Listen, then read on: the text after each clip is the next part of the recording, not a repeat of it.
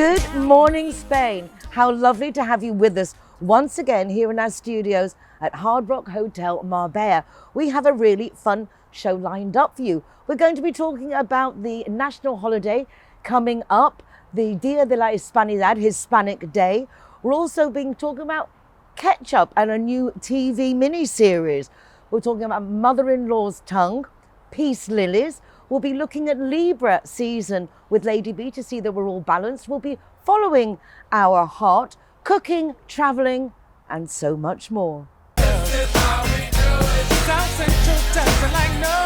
Good morning, everyone. Good morning, girl. Good morning. Welcome back, Nikki. Thank Lovely to have you with us here once again. So nice to be here. And back in home. perfect temperature now, isn't Gorgeous. it? Yeah, so much warmer than London. It's lovely. Really good to be here. Well, Nikki has arrived from the UK just before coming up on Sunday, 12th of October. As we talked about last week with Neil, the new EES comes into force. That's the entry and exit system that is coming in. But also on the 12th of October is a very important day in Spain. It's a national holiday. It's the Dia de la Hispanidad, Hispanic Day. Have you guys heard of this? Have you realized ever that this day comes and goes? It's such a big deal here. But is it everywhere, just every Hispanic country? Or just? Well, I think it's basically a Spanish celebration, Right, okay. because it commemorates, I think, their taking over the world, the Americas.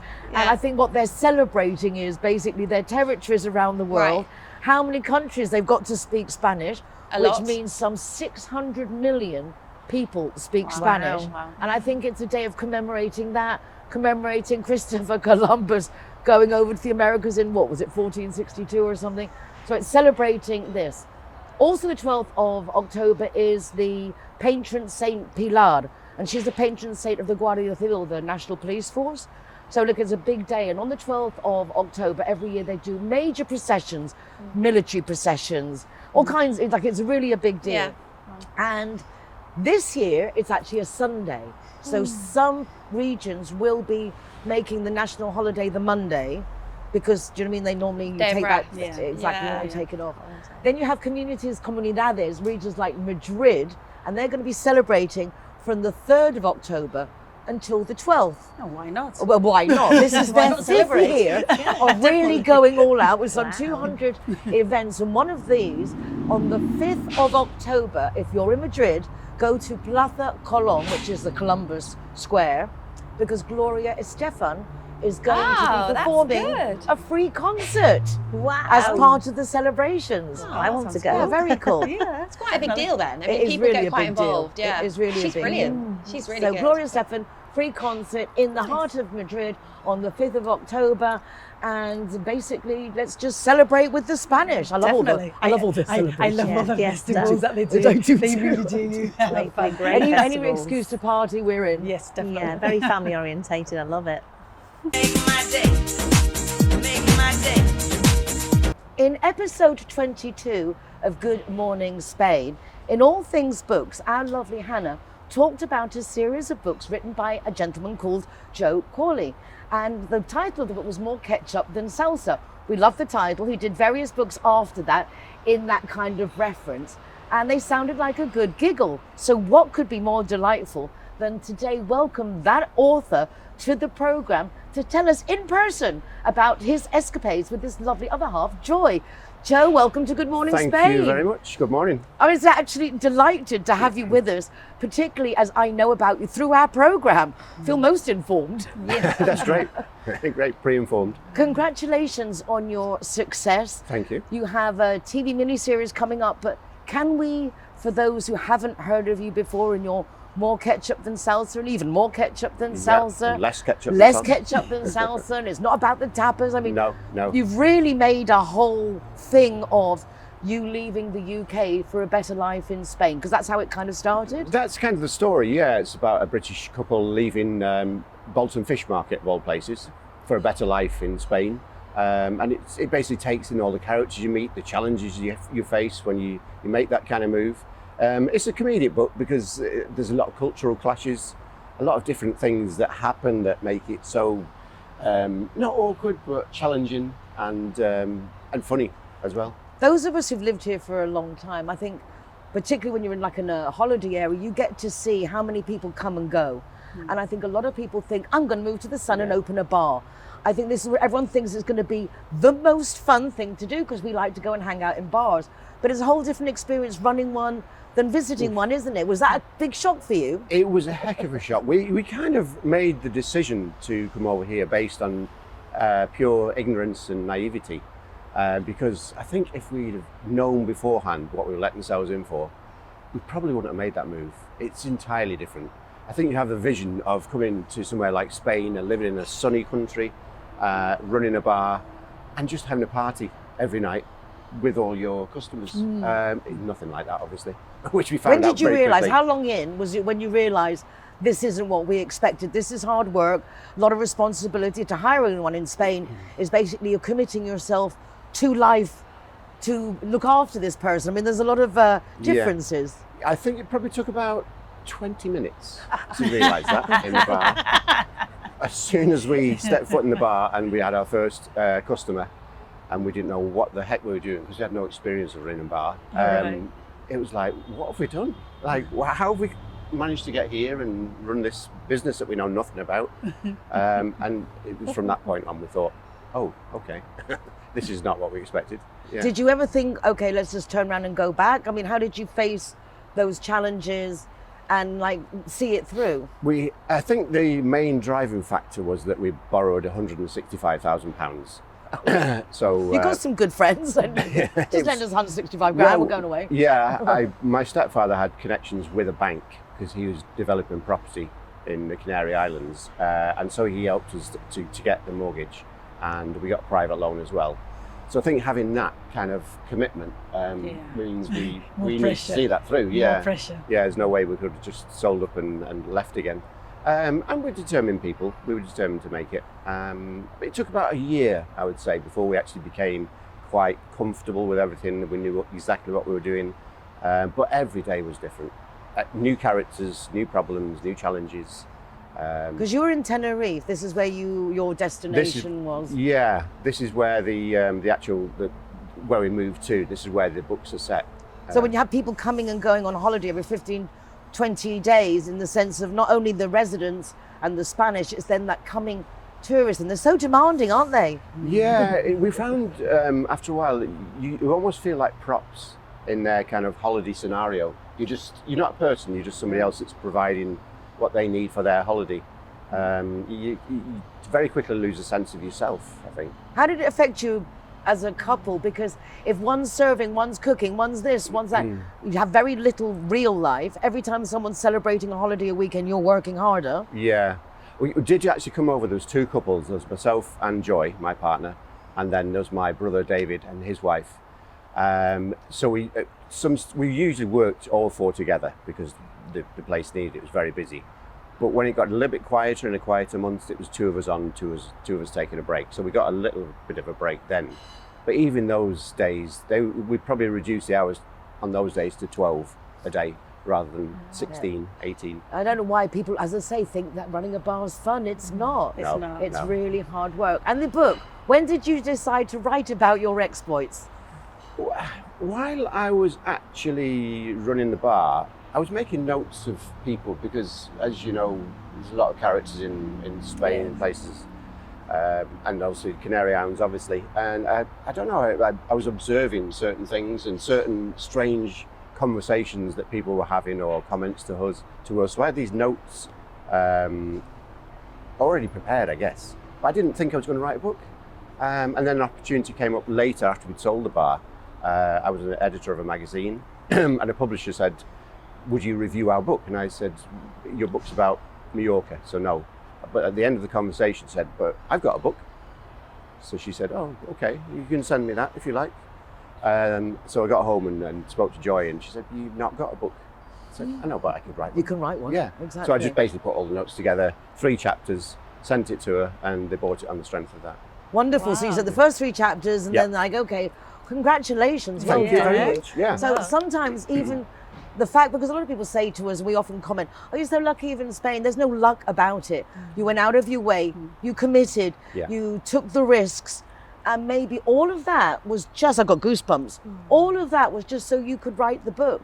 Yeah. Because then you wrote the next book and the next book and the one after that, and now And now the the sitcom. TV sitcom. Yep. Come on, can tell us more. This is really exciting. Yeah. And you've got some really well-known people involved. I mean, these are heavy hitters. This is impressive. No, we're really stuff. pleased to have Kevin McNally as from Pirates of the Caribbean, amongst other things. He's the director and he's one of the stars. Wow. Sandra Dickinson as well, who's in Hitchhiker's Guide to the Galaxy, the American actress. And they all love the project. They love it, so they love being a part of it as well. And it's really picking up speed. So are you writing the script? Are you starring in it? Is it like you being you? No, I'm far too old now. So You're not. I am. I was 24 when I ran the bar.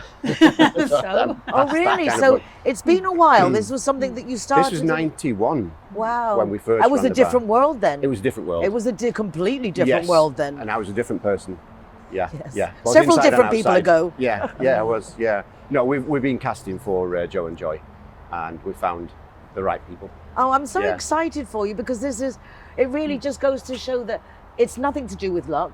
It's what you put in it. We've all gone through the Yeah. same, those who've come to Yeah. live here. Yeah. And it's Yeah. lovely to see that not only have you survived, but you've thrived. Yeah. And it's keep on thriving. Yeah, things keep happening. Like you said, maybe it's fate. Maybe this is what's supposed to happen. But now turned into a sitcom. We had a big airing of the sitcom down at the Red Dog Cinema on when was it? Saturday night. Right at the International Film Festival in Marbella. Yeah, at the end of that. Yeah. Big congratulations. When can we expect to see the series? We start filming actually on Sunday and Monday. The actual launch, the airing was a trailer that we made, which is completely AI, which is an interesting process. But the actual filming starts Sunday, Monday. Well, best of luck. I hope you enjoy it, and that when it's launched, that you'll come back again and we can do a follow-up. I'd love to. Yeah. The amazing Joe Definitely. and offstage Joy. Congratulations to you. Thank you very and much. thank you so much for coming to share your adventures with us. Thank you for inviting Haven't me. they done well? Yeah, no, definitely. Thanks. Joe has just told us some of his experiences in Tenerife in the Canary Isles. So now let's take a little look at Las Islas Canarias, the Canary Isles.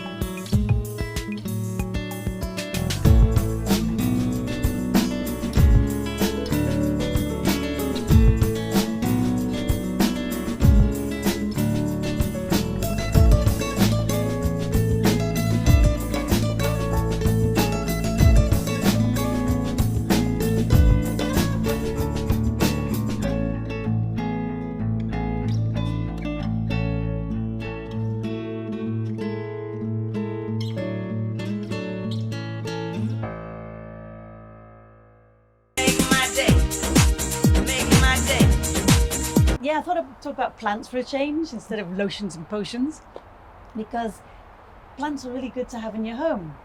And the favourite one, I mean, it doesn't look so spectacular, but it is called mother-in-law's tongue, or the snake plant. But this is actually good to have in your bedroom, because like most plants, they, in the daytime they breathe out the oxygen, and then in the nighttime they breathe out the Carbon the dioxide. carbon dioxide. And this actually does it opposite.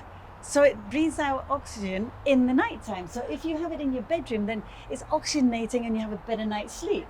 So I think that's kind of nice. But also with the plants, they're very good to have because they detoxify.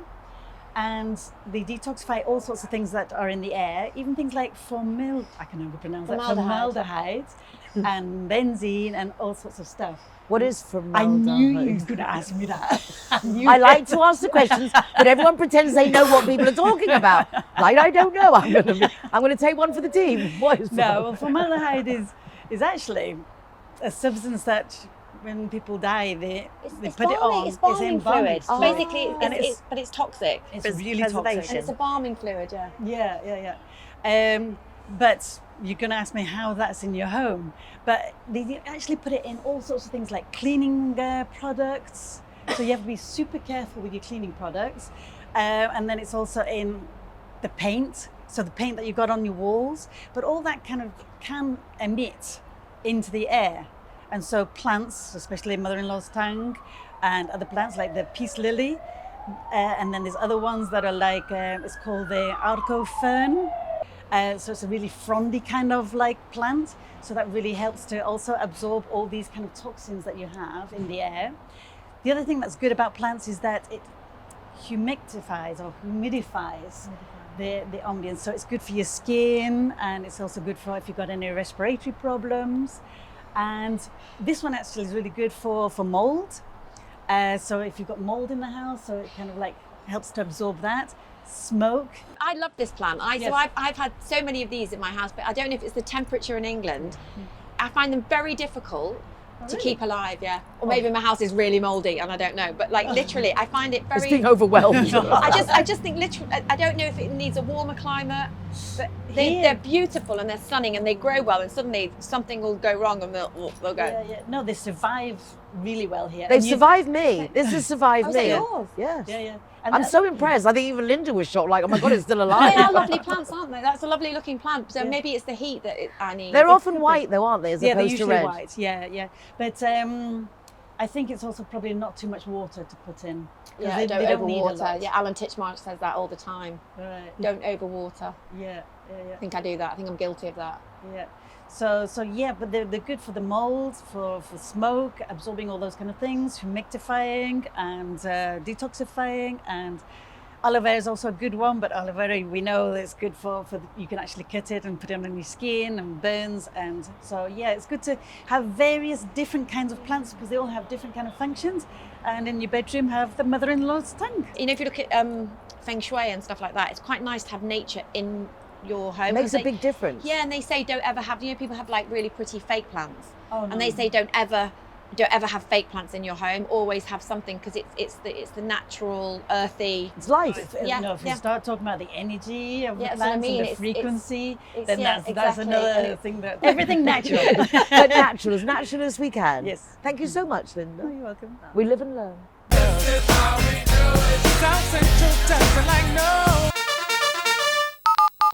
When you think of car or motorbike insurance, think Linea Directa. When you most need your insurance company, Linea Directa are there for you. With tow trucks, courtesy car, mechanics, legal advice, even overnight stay in a hotel if you need it. There's a whole department dedicated to us Brits with people who speak English there to help us. If you're looking for an insurance policy that really takes all your needs into consideration whilst you're driving in Spain, then Linea Directa really is the company for you.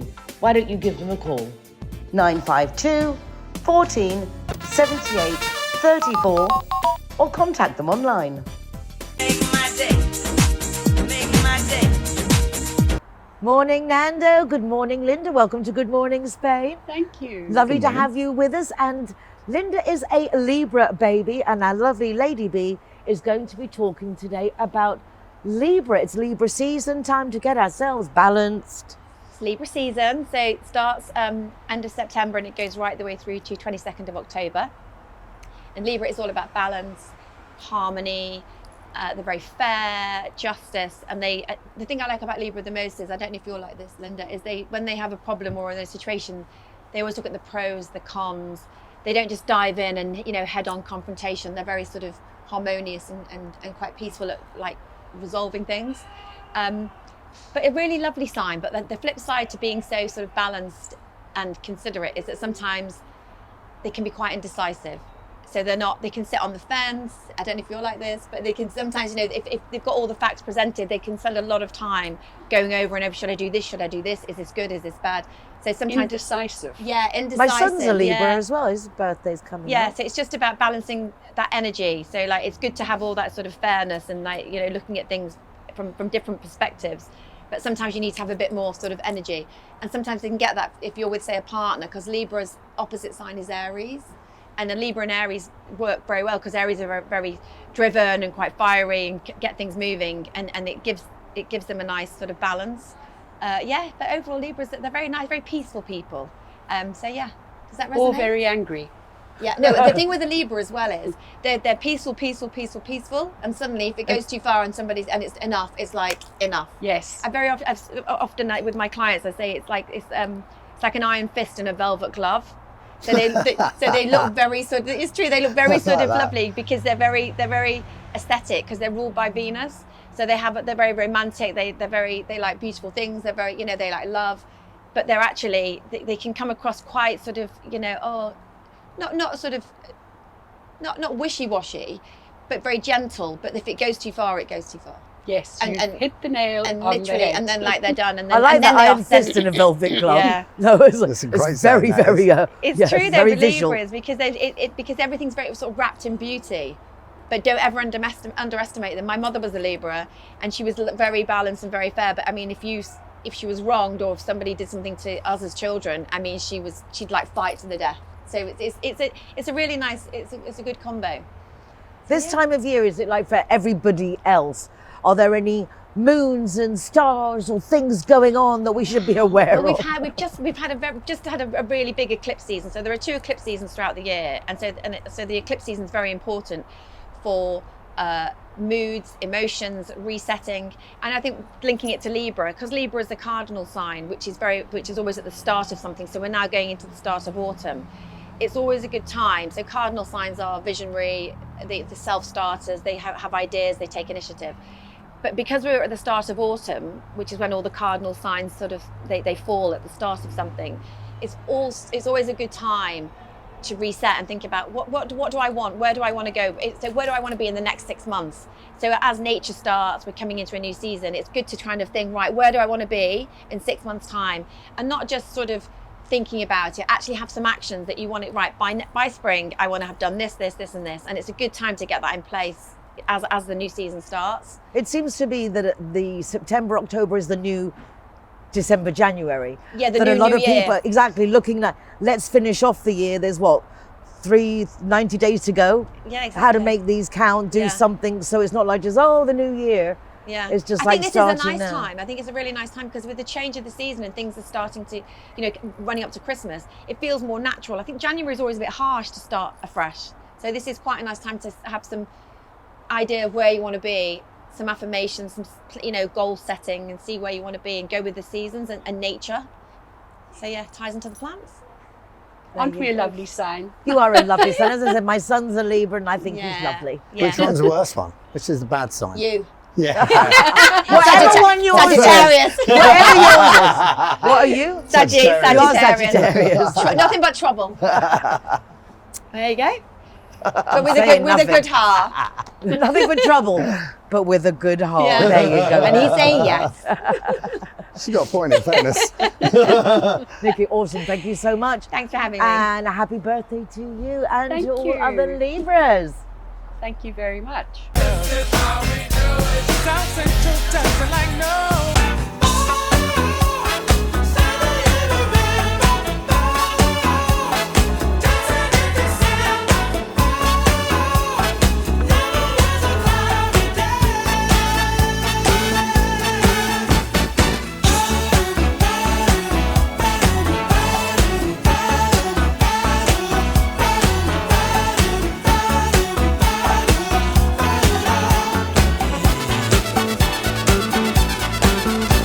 Hello and good morning, Spain. Today we're going to be making spaghetti vongole. That's the same in English, spaghetti vongole. Really easy, this one. Great dish. Just going to do a bit of preparation. Good one for a dinner this to impress. So, got some shallots here. Going to give them a peel, top and tail, down the middle, very same as an onion. If you don't have shallots, no problem. Just use a white onion instead. Same again with this one.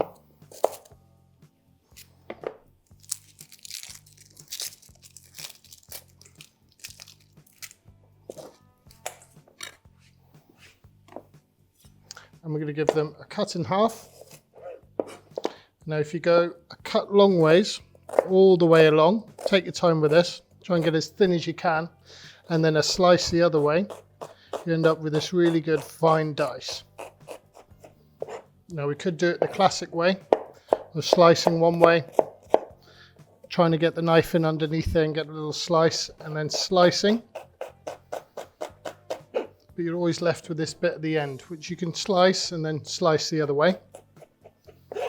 I just find this cutting in half, slicing one way, taking your time, really sharp knife helps with this, and then slicing the other. You get the same dice and no wastage. So I've got my clams here that I've washed. I've kept them in water for 10 minutes with some salted water, and then changed that water over again, another 10 minutes, and kept it in the fridge. And now I've taken them out and given them a really good dry. I've got a couple of pieces of garlic here, which I'm gonna really finely slice. Take your time with this again. The thinner the better. I like my garlic, so I'm gonna have 2 cloves here. Right, so boiling water's on. I've salted. I'm gonna add my spaghetti in. That's gonna be about 8 minutes, 9 minutes if you like the spaghetti soft. Shallots are gonna go into the pan. Already hot, we can hear that sizzle, so we know the pan is hot enough. And now we wanna get some really good flavor into this pan so that when we add our clams, everything is already done. So shallots are in, garlic's gonna go in, and some chili flakes. Let's add some salt and pepper. Careful with your salt again, because the clams, they're going to be a little bit salty. They do come from the sea. Let's give this a chance to sweat off a little bit.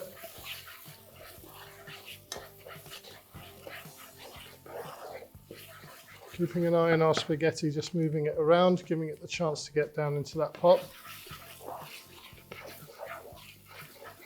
Just want to keep an eye on this because shallots are a lot sweeter. They tend to burn a lot quicker, so we need to keep an eye on things like that.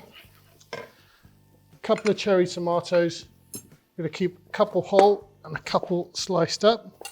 It's going to give good texture later on, and it's going to help those shallots from burning.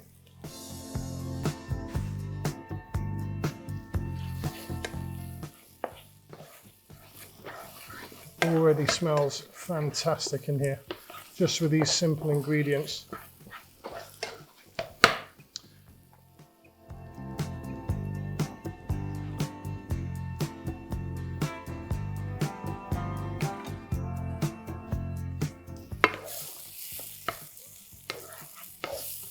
Again, as soon as those tomatoes start to get a bit of colour, just try and squish them down, help that juice come out of them. Squeeze every bit of flavour we can out, every ingredient.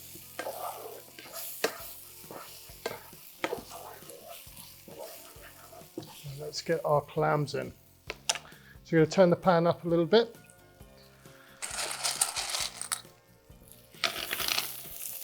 Beautiful clams.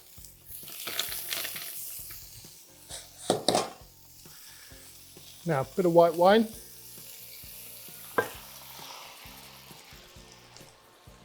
Cover these up. This will take about 2 minutes. Luckily enough, our pasta is about 2 minutes away.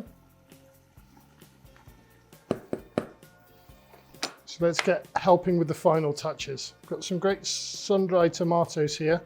I'm just going to slice those up.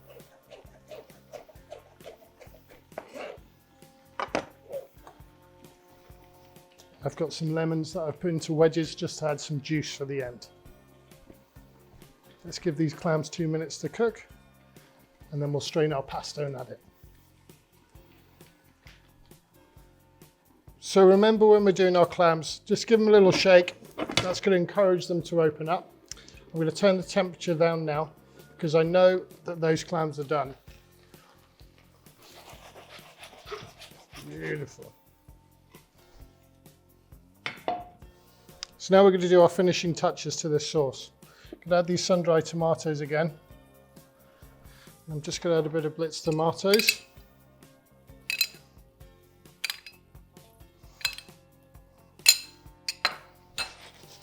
And just move this around.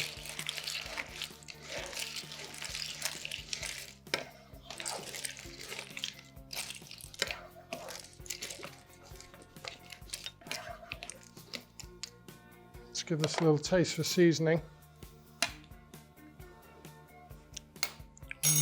Lovely, bit of pepper.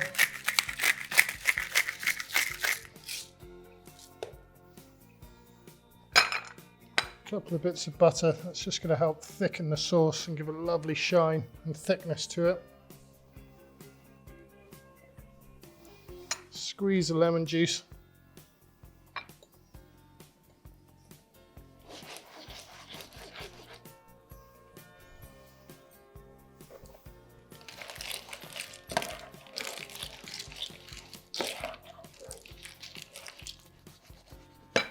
Just let that come up to the simmer. Give that all a chance to come together, and we're ready to start plating up. Okay, my spaghetti is ready now. So I'm going to strain here so you guys can see. I'm going to keep that juice. Just feed a little bit into the pasta sauce. That's going to help everything move around. Spaghetti into there.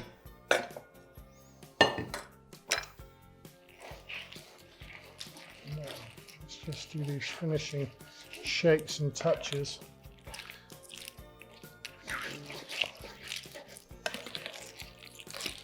It smells incredible in here. Let's just get this all warm together. Just get a little bit more water from that pasta just so I can move things around. A little touch of butter to finish it off. Let's get some fresh chives in there.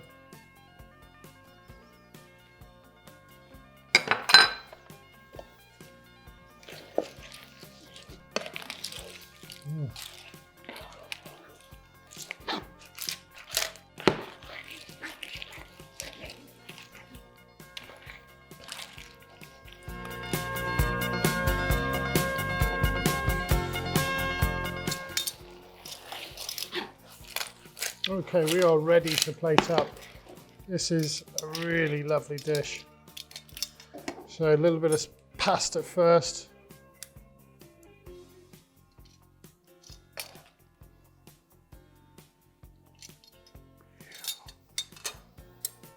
These clams with that chili.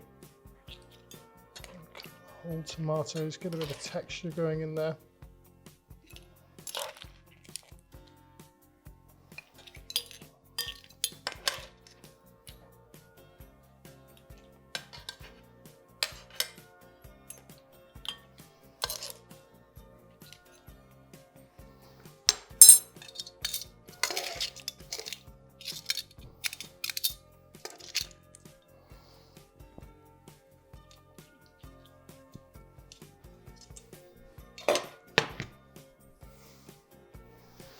Okay, let's finish this off. A little bit of lemon, bit of chives, and some fresh pepper. It's just going to do those final touches. And this is my spaghetti vongole. Let's give this a try. This is one of my favorites. Great way to get seafood into the kids, this one too.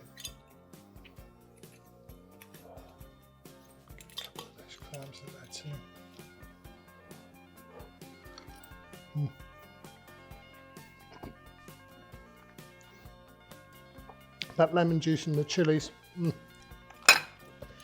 just best friends for sure.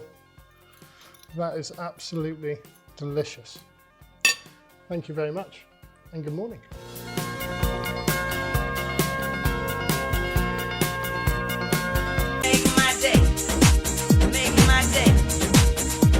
A lot of people move to Spain and they come with a partner, with a friend, they come with business colleagues, but you can suddenly find yourself alone and life changes considerably. Our lovely guest Lynda Woodin is going to be talking today just about that.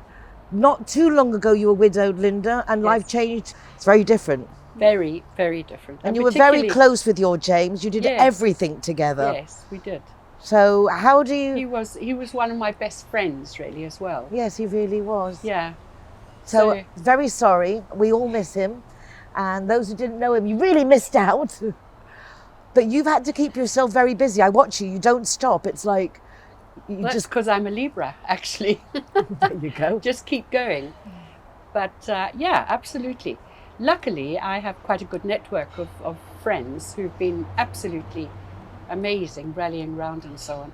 But it is a very different world because dinner tables or lunch tables, you know, you don't get invited anymore because you're one person instead of, you know, finding a single man to join the table.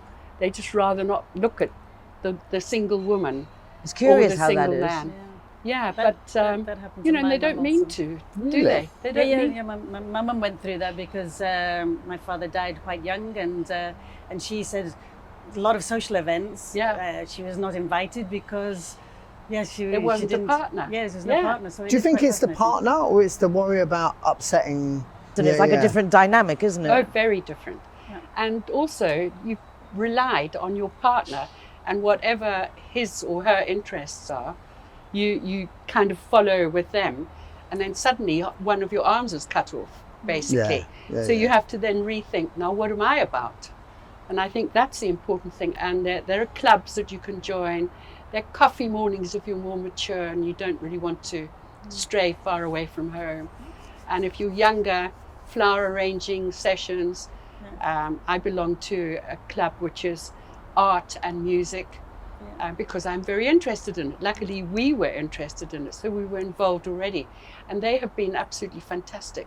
I would say also going to dance classes are really good. Yes. Because that way, Therapy. it is like a therapy because you get the touch from the other person, but it doesn't mean anything because it's a dance. So salsa classes, tango. Interesting. I think there's, like, if you take away the sad aspect of either the relationship ending or someone passing away or whatever it might be, there's an opportunity there for you to rediscover yourself. And what happened to me, I found going to jiu-jitsu, I got the contact, maybe not the same as salsa, but it was nice. Still being touched. So it's, Touch.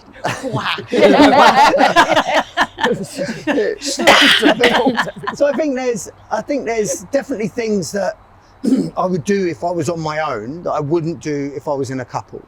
And you tend to put them to the side and focus on the relationship. So there's pros and cons to both sides, and it's being kind of like open enough to go, well, when I'm in a relationship, I need to work on it, and when I'm not, I've got an opportunity here, like, and really grabbing hold of that opportunity and going, I'm going to do that thing I've always wanted to do. I'm going to go and learn this new thing. I'm going to go and try that new thing. And I think it's really, really important to do that. Yeah. Well, very proud of you. You're doing great. And Thank you once very again, very much. sorry. If you feel that you need someone to talk to, do reach out. There are many different associations that if you're just chatting or places to get involved all over Spain, as I say, dancing, And culture, age groups. age groups, all kinds of things, volunteering, charities. Yes, but do try and get yourself out there. Yes, I agree with you. Make my day.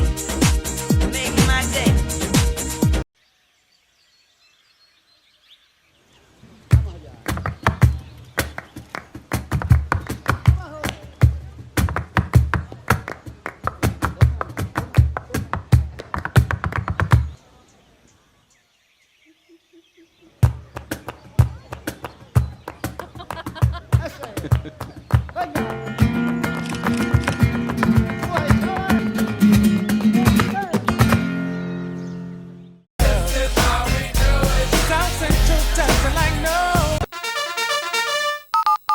Linea Directa has come up with a squatter policy for just €24 a year. You don't have to have your home insurance with them. This is a completely separate matter to protect you from squatters. For more information, call 952 147834 or their website, lineadirecta.com. Make my day. Make my day. This segment is sponsored by X-Crom lenses and contact lenses. I think the older one gets, one realizes how important it is to be true to oneself and follow our heart. And that is what Holly's going to talk about today because it's important that we look for our joy. I think most of us are getting life done, just trying to get through it, and yet working hard, don't think personally, has as many benefits as working happy. Looking for our joy, I think, really is the answer. So true that if we're just focusing on getting it done, we're not focusing on the moment and what would we love to have in our life. So the topic of following your heart is about what is it that you'd love to have in the world, what do you want to create, how do you want to be in the world, what is your big dreams? And the big dreams sometimes seem a little bit scary and completely off and even a crazy idea, and we aren't following that because it's like, oh, how would that be accepted? What will my friends think? How will I even make the steps to that? But it's about daily focusing on what you would love and then making some steps towards it. Like, for example, when I came to Spain, my children were really small, and I used to see all the ladies going around in their paddle outfits or tennis outfits or even gym outfits. So I'd be like, how on earth am I going to fit that into my busy life as a newbie here and mom? And I was like, starting to feel a bit of resentment towards it because I was like, I really want that, but I can't see it coming. Like, I can't see that happening right now. But then it's just taking steps towards that. So I used to think, how am I going to fit this in? And making some adjustments to my schedule and just actually taking the effort, because I used to think, I've never played before, so I'm not a racket sport person. How am I going to become this? So it's just and it's that courage to just try it and just make a fool of yourself, because that is what my heart would love. It's like maybe prioritizing yourself, because if your children were going to try something new, you would encourage them. Yeah, of course. So it's like being that for yourself. Like a couple of weeks ago I mentioned, if we speak to ourselves, which I hate anyone speaks about themselves in the third person, big red flag. However, if instead of saying I'm stupid, I'm this, and you say to you can do this, you've got this, to yourself in that respect, as you would to somebody else. Yeah. Like if you said, Nicole, I'm moving to wherever it is you're thinking of moving, I'm like, you've got this. You'd never say, oh, don't be so stupid. We're thinking There's no about way moving you to could do Vietnam that. as it goes. Yeah. But I think you're absolutely right. Imagine getting to the end of your life and going, Oh no. oh, I just got through this. I got through it. What a like if you could imagine yourself at the end and looking back and saying, oh, I managed to get through each day. Like, you'd be disappointed in yourself. But it's so easy in the infrastructure that we live to get lost in the doing, because it's all we do. You know, you get up and the children from tiny are at school and you have to bathe them and you have to pick them up and then you take them to lessons and you're making dinner and you're bathing and you put them to bed and you're working and then you're getting up and doing it all over again and then at the weekend. And that is basically the system that we live in. So it's a lot to break free from. Poking holes in all of that and making that time for yourself. It's self-care, and it can feel a bit like, a bit self-indulgent, but it is the way to fill your cup so that you're there for others, but mostly for yourself, so that you're enjoying your life, bringing that vibrancy through, because the things that you love give you a different energy. It really does lift you up and gives you good energy to be mom and friend, and and it feels good to be part of life and doing something that you love. So this paddle, for example, people have been calling it paddle. I'm like, is it for elite people or is it for everyone? But you find your way through it. And some of the groups I have joined have been a little bit elite, and I've been like, oh God, but I'm in that situation. It's a really good thing to challenge yourself. So even if something that you love does feel like a big step, just do it anyway and just stick with it though. Don't just do it once and give up. Put yourself in that fire, and it will make you a better person and feel good throughout your day and throughout your week, your year, your life. You're very good at living every day. I mean, you are in there's no stopping you. I know, I was staying kind of quiet, and I thought, but I'm a big believer in like just going for it. And if there's something, I mean, I'm too curious. And so then with the curiosity, then it's like, oh, how is that? Where is that? And that's why I ended up traveling all through the world and going to so many different places. And then if there's a festival in Spain or if there's something going on, then I like to integrate and I like to do all those kind of things. So I definitely like to follow my heart in that way. Like definitely. I like mean, to. and there's no stopping. shyness. There's no stopping. I mean, you go in anywhere, and Linda's in there, talking to everybody, and it's just like loving life. That was wonderful. It's like when I grow up, I want to be like Linda. But it's true. I do love life. But I think more and more we're waking up that this is just one life. And I don't think the car you have and the house you have, if you're not with your kids or you're not seeing your friends or you're not looking after your own well-being, then what are we doing? You know, we so need to take time for yourself. It's like brushing your teeth. Bring that good energy through. Focus on what you love. It's really important. include yourself in the diary, because we like, I have to go to work, I have to do the kids, I have to do the this, but include, and I have to look after myself. Yeah, definitely. Exactly. Enjoy the day.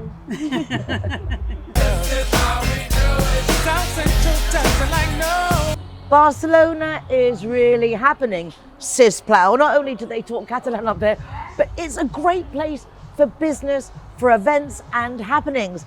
And Linda, you've been up just recently to Barcelona, planning on going back again. Yes. So before we talk about the MBI and this fabulous business event with amazing speakers coming up in Barcelona, tell us about your recent trip on your tourist bus. That looked most cool. Well, first of all, I went for another business trip, a business course, and it was like a lot of fun and a lot of bouncing around and like learning lots of things with all different kind of speakers and stuff.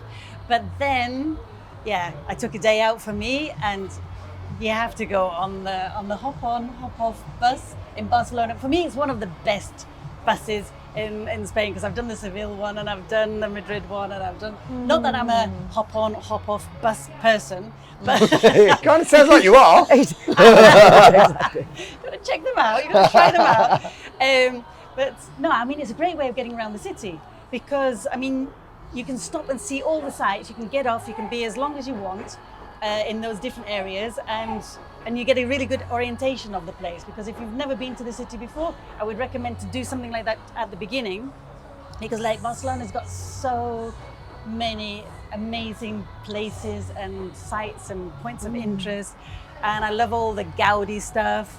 I mean, you got the Familia Sagrada. I mean, that I actually went in there many years ago, like about 17 years ago, when I first came over to Spain. And it's incredible just going in, and they're still working on it. I mean, it's crazy how many years they've been working on that.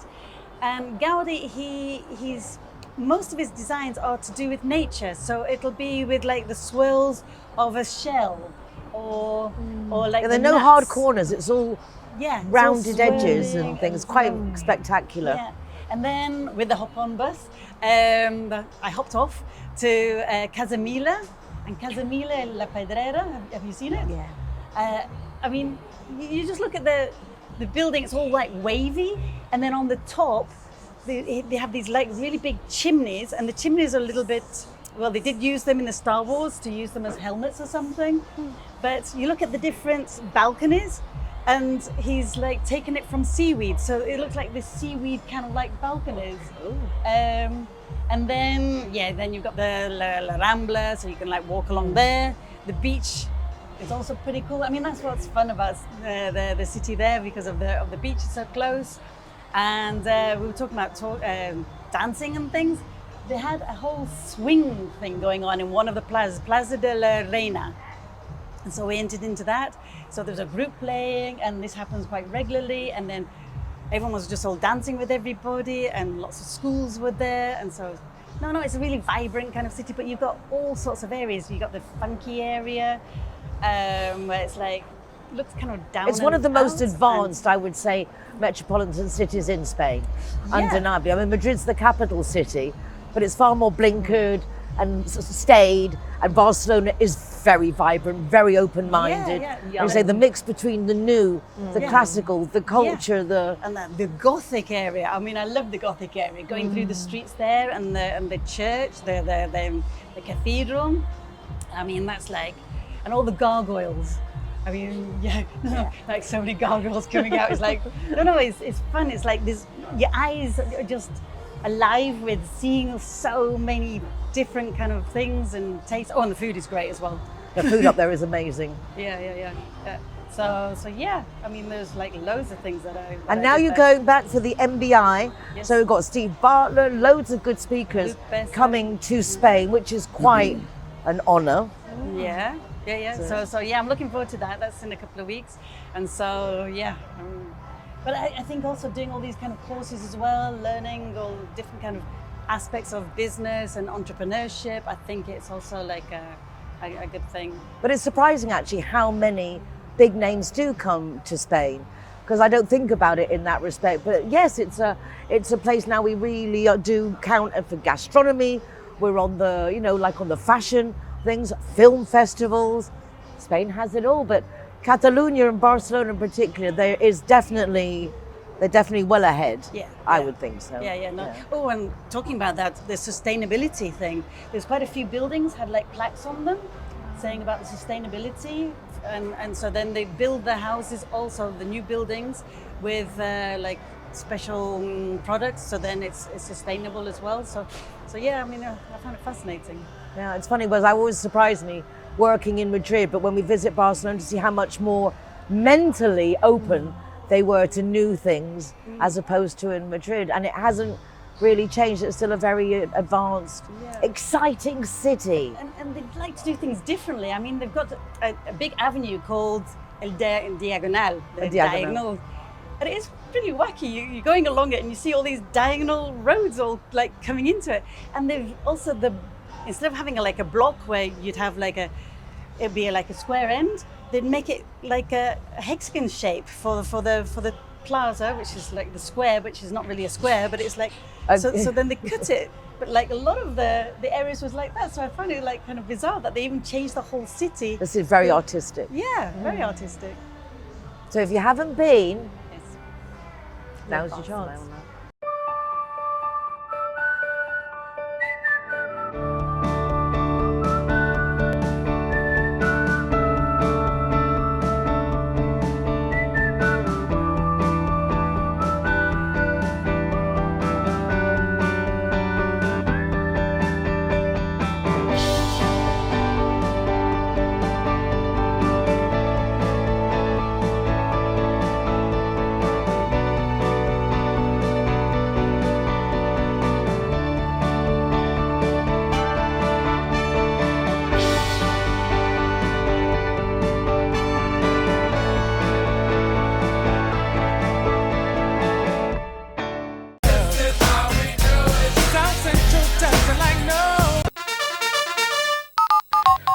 Linea Directa appreciates just how important our pets are to us, and that's why they brought out one of the most comprehensive insurance policies on the market, from just €39.90 a year.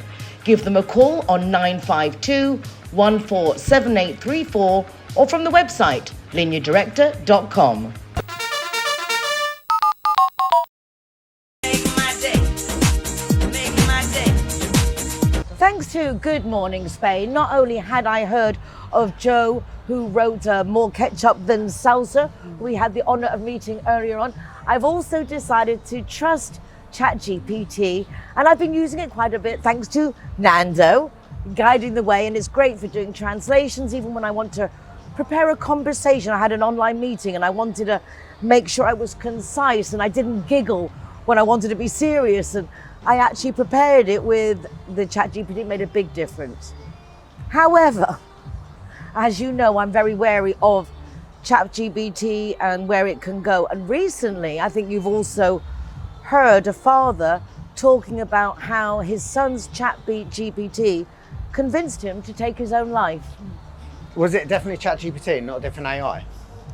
I believe, I'm not swearing on it, Yeah, but I do believe it was. Okay. I do believe I heard him say ChatGPT. Right.